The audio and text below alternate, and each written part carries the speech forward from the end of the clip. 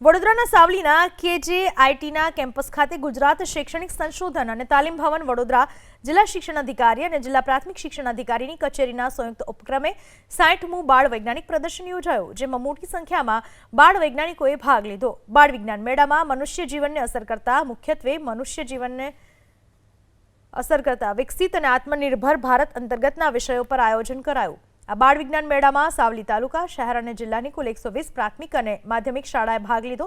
બાળ વૈજ્ઞાનિકોએ ઓર્ગેનિક ખેતી, રેઇન વોટર હાર્વેસ્ટિંગ, ઘન કચરાનો નિકાલ, પ્લાસ્ટિક વેસ્ટનો ઉપયોગ, ઘન કચરાનું રિસાયકલિંગ, ટકાઉ ખેતી, હરિત ઉર્જા સંબંધિત પ્રોજેક્ટો રજૂ કર્યા હતા। 3 દિવસ ચાલનારા આ વિજ્ઞાન મેળામાં સર્વશ્રેષ્ઠ 5 કૃતિઓની રાજ્યકક્ષા માટે પસંદગી કરવામાં આવશે। આ જે સાયન્સ એક્ઝિબિશન છે, બાળ સાયન્ટિસ્ટો છે, બાળ વૈજ્ઞાનિકો પોતાની અંદરની શક્તિને બહાર લાવવા માટેનો એક અમે આ નમ્ર એક પ્રયત્ન કર્યો છે।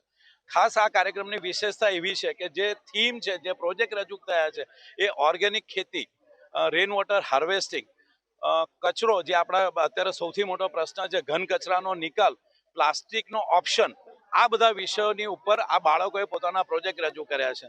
અને આપના માધ્યમથી જે પણ વાલીઓ છે જેમના બાળકો સ્કૂલમાં ભણે છે, કોલેજોમાં ભણે છે, આ એક્ઝિબિશનની અંદર આ પ્રોજેક્ટ એની અંદર પાર્ટિસિપેટ નથી થતા, તે છતાં પણ હું આપ સૌને વિનંતી કરું છું કે આપના બાળકને લઈને અહીંયા આવો અને બાળકોએ જે ઇનોવેટિવ સરસ પ્રોજેક્ટ રજૂ કર્યા છે એ આપના બાળકને પણ બતાવો, જેથી કરીને કદાચ આપણા બાળક પણ આમાંથી કંઈક નવું શીખી અને પોતે પણ કંઈક નવું બનાવી શકે।